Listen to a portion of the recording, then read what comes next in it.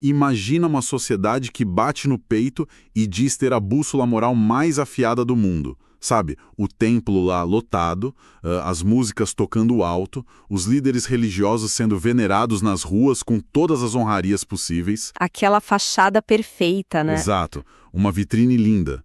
Mas aí, nos bastidores, a coisa tá tão podre, tão corrompida pelo cinismo, que Deus está prestes a dizer que a adoração deles é lixo. E olha, literalmente ameaçando atirar fezes no rosto desses líderes. Nossa, pesadíssimo. Muito. E a grande questão que fica é tipo, como uma nação inteira fica tão cega para o seu próprio colapso ético?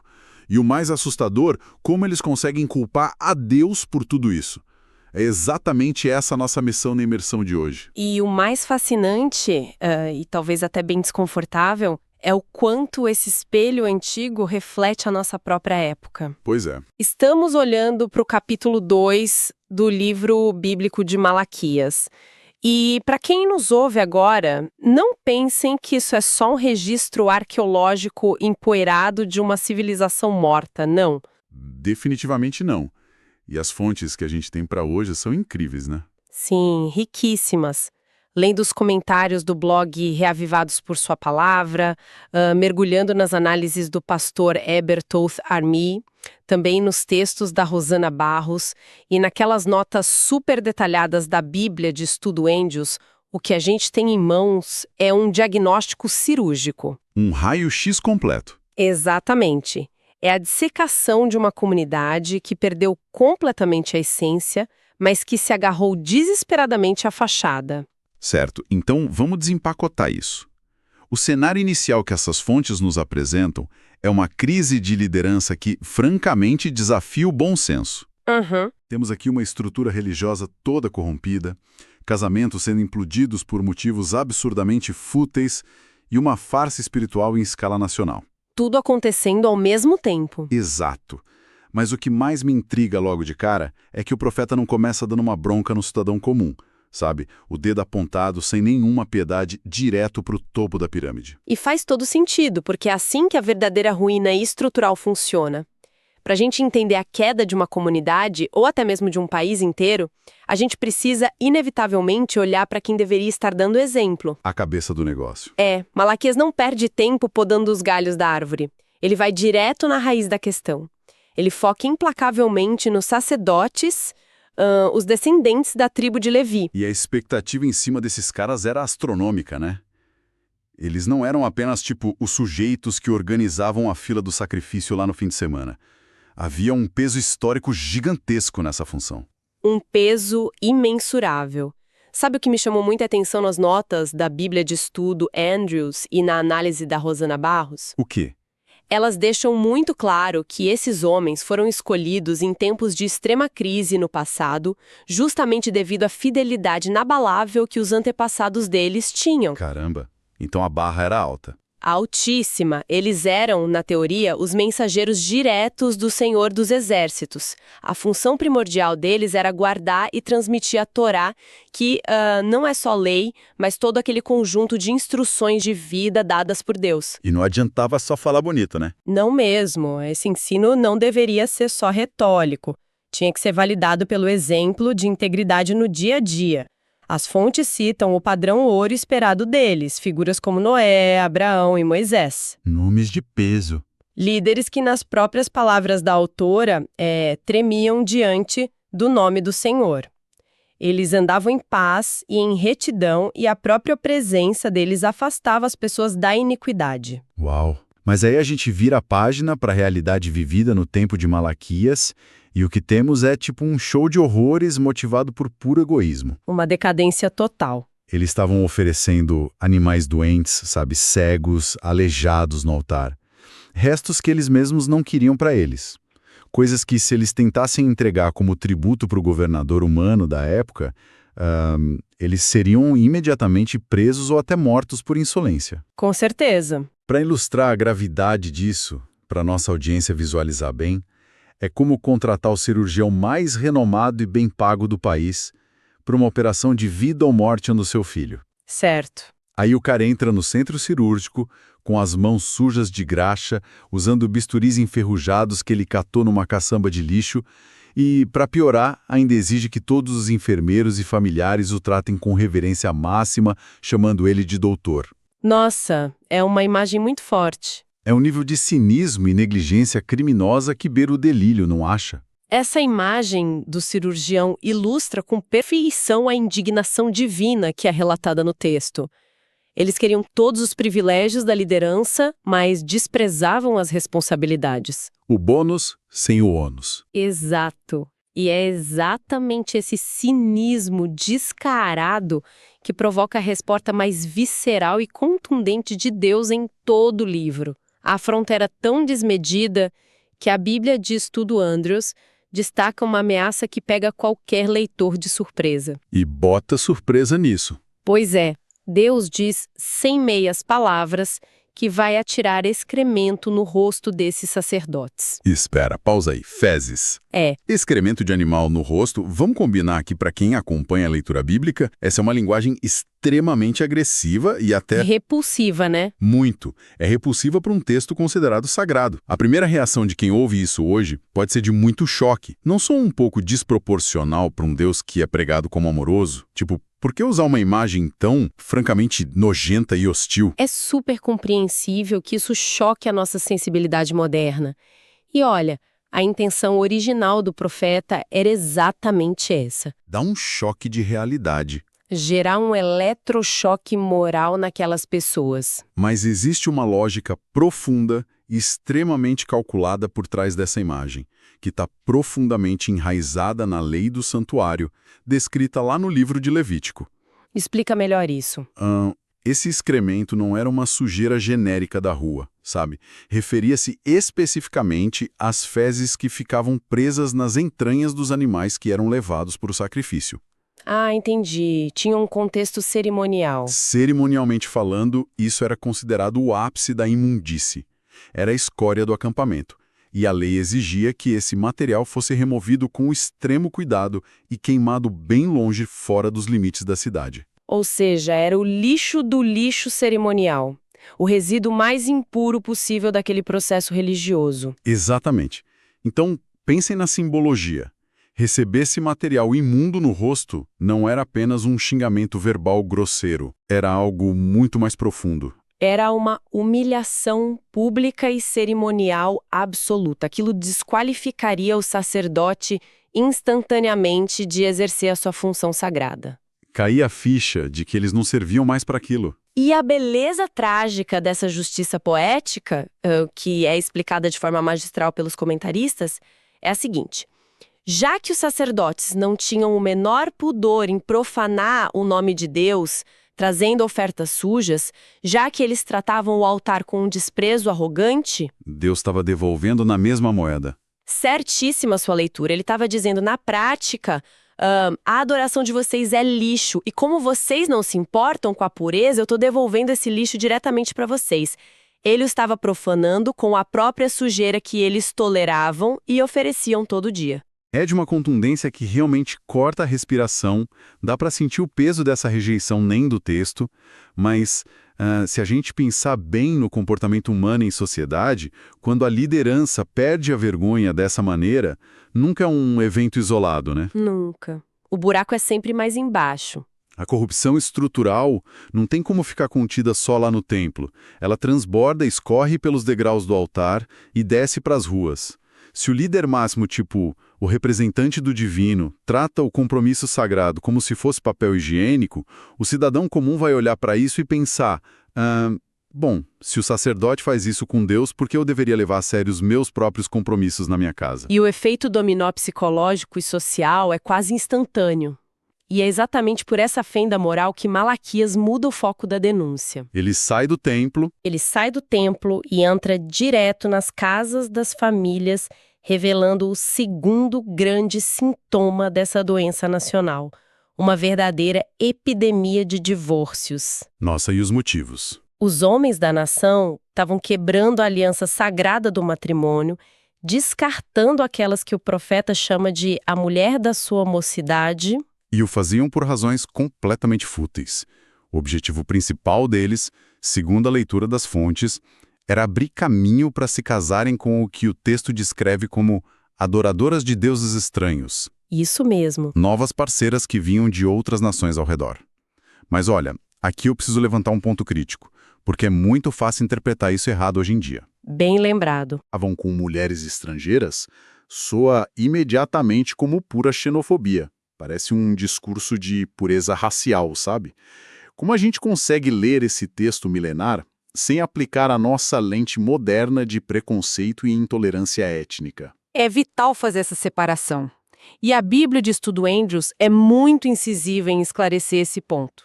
É imperativo entender que a condenação do profeta não tinha absolutamente nenhuma raiz racial, étnica ou xenofóbica. Nenhuma. O problema central nunca foi a cor da pele, a nacionalidade ou o sotaque daquelas mulheres. O cerne de toda a questão era exclusivamente a preservação da pureza religiosa. Porque envolvia idolatria, né? Exato. O perigo real era que aquelas mulheres traziam consigo, de forma muito ativa, a idolatria, a adoração, a panteões de deuses pagãos e práticas que incluíam desde prostituição cultural até sacrifícios humanos e, em alguns casos, vizinhos ali da região. Era um choque de visões de mundo completamente incompatíveis. Totalmente incompatíveis. E a gente precisa lembrar do contexto geopolítico e espiritual de Israel. De todas as nações da antiguidade, aquele povo era o único que honrava e adorava a Deus distintivamente como Criador único de todas as coisas. O que era uma exceção absurda para a época. E a marca visual, semanal e intransferível dessa adoração ao Criador era a guarda do sábado. Quando aqueles homens repudiavam suas esposas israelitas para trazer a idolatria e os falsos deuses para o centro do lar familiar, eles não estavam apenas diversificando a cultura. Eles estavam implodindo a única base teológica que os definia como nação e os conectava à sua razão de existir. Sendo assim, eles estavam vendendo a identidade espiritual de uma nação inteira por puro capricho e conveniência pessoal. E lendo as reflexões da Rosana Barros, ela eleva essa discussão para um patamar teológico lindíssimo. Ah, essa parte é incrível. Ela conecta essa crise familiar em Malaquias com a visão que o apóstolo Paulo vai desenvolver séculos depois, lá na carta aos Efésios. O casamento, nessa ótica profunda das Escrituras, nunca foi apenas uma conveniência social para dividir despesas de casa ou fazer um acerto político. De jeito nenhum. Ele foi desenhado para ser um símbolo vivo, tipo uma miniatura da aliança inquebrável entre Deus e o seu povo. Exato. A união matrimonial reflete o próprio caráter relacional de Deus, sabe? Quando o marido trata a esposa com desdém, quebra as promessas e a descarta, ele está manchando e distorcendo a imagem de como o próprio Criador se relaciona com a humanidade. E aqui é que a coisa fica realmente interessante se a gente virar o espelho para a nossa cultura, né? Vamos lá. Na nossa sociedade moderna, o conceito de casamento foi quase que totalmente reduzido a um contrato civil utilitário. A mentalidade predominante é: se essa relação não está me trazendo 100% de satisfação pessoal o tempo todo, se ficou um pouquinho difícil, eu rasgo o papel, contrato um advogado e a vida segue. É tudo muito descartável hoje. Demais. Como essa visão contratual e quase descartável de hoje bate de frente com a declaração brutal que a gente encontra lá em Malaquias. Porque o texto diz, com todas as letras, que Deus odeia o divórcio, o repúdio irracional, e afirma que o homem que age com essa traição cobre de violência as suas vestes. É uma imagem forte, cara. A violência fica impregnada na roupa do sujeito. Bate de frente porque arranca a máscara da nossa civilidade. Essa é uma das declarações mais pesadas de todo o Antigo Testamento. Com certeza. Dizer que alguém cobre de violência as suas vestes significa que o ato de traição, a crueldade do abandono imotivado, não é apenas um erro de percurso. Torna-se a identidade visível daquela pessoa. Fica marcado nela. É uma mancha de sangue moral que não sai com lavagem, visível para todos no mundo espiritual. E o que responde diretamente à sua provocação sobre a modernidade é a grande conclusão dos comentaristas. A infidelidade nos relacionamentos interpessoais é apenas a ponta do iceberg. É só o sintoma visível. É só um sintoma. O diagnóstico real, a doença crônica mesmo, é a infidelidade dessas pessoas no relacionamento íntimo com Deus. Quem é capaz de banalizar e quebrar uma aliança solene no altar da própria casa, envolvendo as pessoas mais próximas, já quebrou a aliança no altar divino há muito tempo, mesmo que continue frequentando a igreja todo final de semana. O que nos empurra direto para o maior e mais assustador mistério psicológico dessa história toda. Como é que eles não viam isso? Essa é a grande pergunta. O nível de alienação era total. Eles descartavam as famílias como sapatos velhos, desrespeitavam o templo trazendo sobras para Deus, mas olhavam no espelho de manhã e se achavam os heróis da história. Se achavam os grandes protegidos do céu. A tragédia é exatamente o poder cego do auto-engano. O escudo mais impenetrável do ser humano é a ilusão de que ele é bom. E o combustível que alimentava essa ilusão coletiva lá em Judá era o formalismo. A religião mecânica? O pastor Ebertoth Armin é muito preciso ao apontar que a manutenção cega e mecânica dos rituais gera uma falsa segurança moral que anestesia a consciência. Pense bem, as portas do templo continuavam abrindo na hora certa. A rotina não parava. As músicas sagradas continuavam sendo entoadas nos tons corretos, a engrenagem rodava solto. Aquele famoso bater ponto espiritual, né? Eles faziam tudo absurdamente errado nos bastidores das vidas pessoais deles, mas como a coreografia externa do final de semana estava lá impecável, eles diziam, Deus está do nosso lado, olha como a gente ora, bonito. Pois é, uma cegueira. E a audácia, a falta de vergonha na cara dessas pessoas é digna de um estudo de caso psiquiátrico. Sabe o que me deixou completamente perplexo lendo as anotações do Zdravko Stefanovic? As perguntas, né? Ele lista as 8 perguntas céticas. 8 questionamentos repletos de um cinismo doentio que o povo teve a coragem de fazer abertamente a Deus. Essas 8 perguntas são o atestado definitivo de que a nação tinha perdido o contato com a realidade. Elas mostram uma recusa patológica em assumir qualquer responsabilidade. É revoltante ler isso. O diálogo relatado pelo profeta é chocante. Quando Deus, com toda a paciência do universo, dizia: "Eu amei vocês", eles não agradeciam. Eles retrucavam com escárnio e deboche, perguntando: De que maneira nos amaste? Exatamente. Como se dissessem: sério que você nos ama? Então por que a nossa conta bancária não está transbordando? Onde está o ouro e o poder que nós merecemos? Mediam amor divino puramente pela conveniência material. E o show de horrores não para por aí. Quando Deus os confrontava sobre a falta de respeito sagrado, eles faziam cara de inocentes e perguntavam, de que maneira desprezamos o teu nome? Uma dissimulação sem fim. E a mais audaciosa é quando eles começam a perceber que a vida está dando errado, que as bênçãos secaram. Eles inundavam o altar com lágrimas teatrais e, ao verem que Deus ignorava aquele choro falso, reclamavam: "Por que tu não olhas para nós?"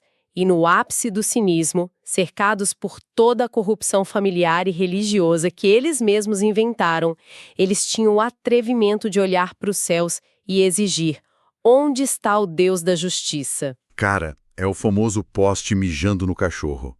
É o poste correndo atrás do cachorro.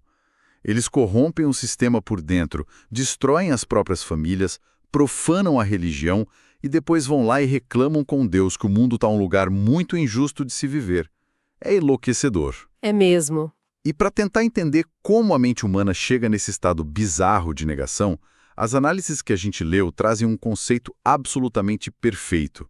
Um termo do Stefanovic que eu achei brilhante: deísmo prático. Esse conceito é a chave que destranca todo o comportamento daquela época e, infelizmente, de grande parte da nossa sociedade hoje. Como funciona isso? O deísmo prático não tem nada a ver com o ateísmo militante. Ninguém ali em Judá negava a existência de Deus. Se você perguntasse, 100% deles afirmariam de pé junto que Javé era o Criador. Eles tinham a doutrina certa na ponta da língua. A teoria estava dominada. Mas, na prática, de segunda a sábado, eles operavam, faziam negócios, tratavam os funcionários e os cônjuges como se Deus fosse cego, surdo e completamente irrelevante para a conduta moral deles. Como se Deus habitasse uma galáxia distante e só exigisse a fumaça das ofertas lá nos dias de festa. Deixa eu tentar ilustrar isso para quem nos ouve usando uma situação bem cotidiana. Pense num casamento que acabou, mas onde os dois continuam dividindo o mesmo teto por pura conveniência financeira. Boa analogia. É como você morar na mesma casa que o seu cônjuge, você sabe que a pessoa existe, você vê as roupas dela ali no outro quarto, mas você age, faz seus planos de longo prazo, gasta o dinheiro da conta, sai para onde quer e toma todas as decisões cruciais da sua vida como se você fosse completamente solteiro. Ignorando o outro. Ignora-se totalmente a existência, a vontade, a presença e os sentimentos daquela pessoa que divide o teto com você. E aí, depois de meses agindo assim, a pessoa tem a disfarçatez de sentar no sofá num domingo à noite e reclamar: nossa, esse nosso casamento está muito frio, você não faz mais nada para me fazer feliz. Uma hipocrisia gigantesca. Era exatamente, milimetricamente isso que eles estavam fazendo com o divino. Ignoravam a vontade de Deus o dia inteiro, viviam segundo as suas próprias regras egoístas e depois choravam no altar que os céus estavam fechados. Olha, uma analogia irretocável. E é perfeita porque revela o núcleo do problema, sabe? Não faltava a crença na existência de um ser superior. Faltava qualquer resquício de relacionamento verdadeiro. O deísmo prático reduz Deus a uma máquina de venda automática. Aquelas máquinas de salgadinho, né? Você coloca a moeda do ritual externo de um lado e fica esperando passivamente que a garrafa do milagre caia do outro, sem nenhum envolvimento afetivo, moral ou ético. É uma transação comercial fria. E é justamente nesse ponto, falando dessa mentalidade, que a nossa imersão de hoje dá um salto no tempo que explodiu a minha cabeça, quando eu li as anotações do pastor Heber Toth Armee. Aquele paralelo profético. Isso. Ele não apenas analisa o contexto antigo lá dos tempos de Malaquias. Ele cria uma ponte profética direta com o livro do Apocalipse, mas especificamente com o período da igreja de Laodiceia. Mas para quem está acompanhando o raciocínio agora, peço que você explique. Como é que um grupo de sacerdotes corruptos lá no Antigo Oriente Médio se conecta com uma profecia apocalíptica focada no período contemporâneo, a partir do século XIX? Qual é o fio condutor psicológico que liga esses dois mundos tão distantes no tempo? Excelente pergunta. O fio condutor não é cronológico. Ele é atitudinal. A atitude do coração é a mesma.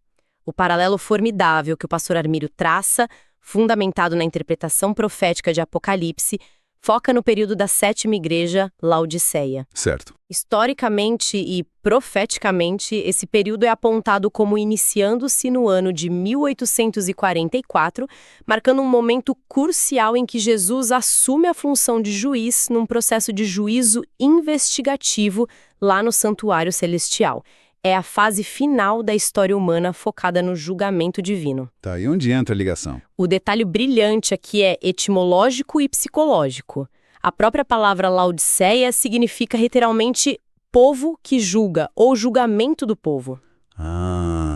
E lembrando lá da época de Malaquias. Exatamente. O elo se forma aí.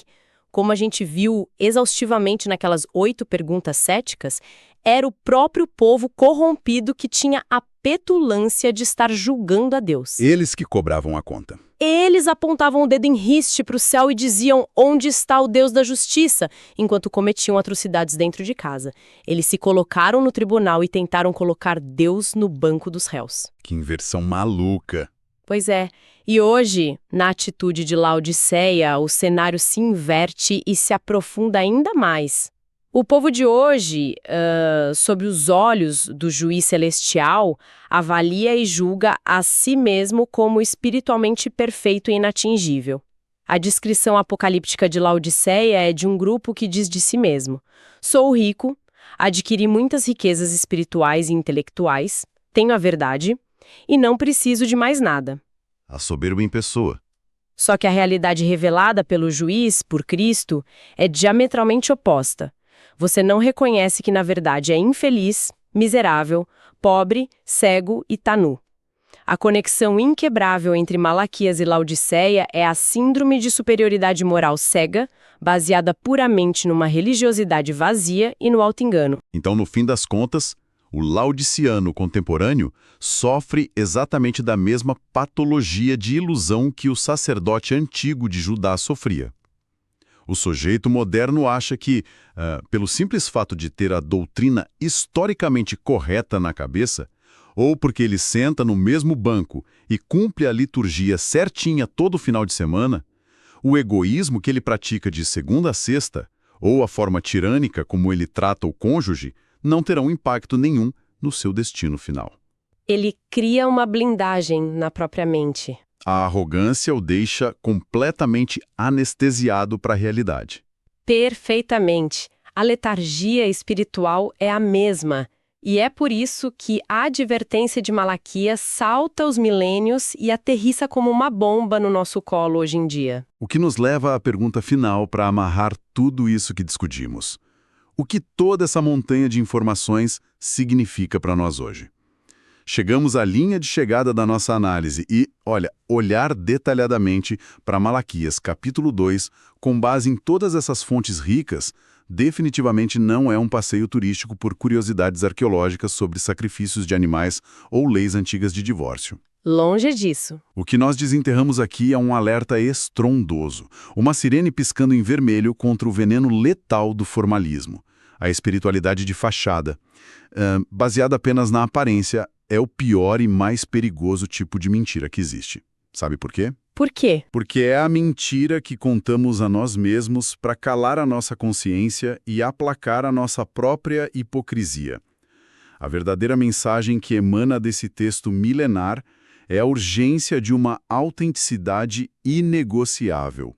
Deus não está minimamente interessado no nosso excremento cerimonial, tipo em ritos feitos sem coração.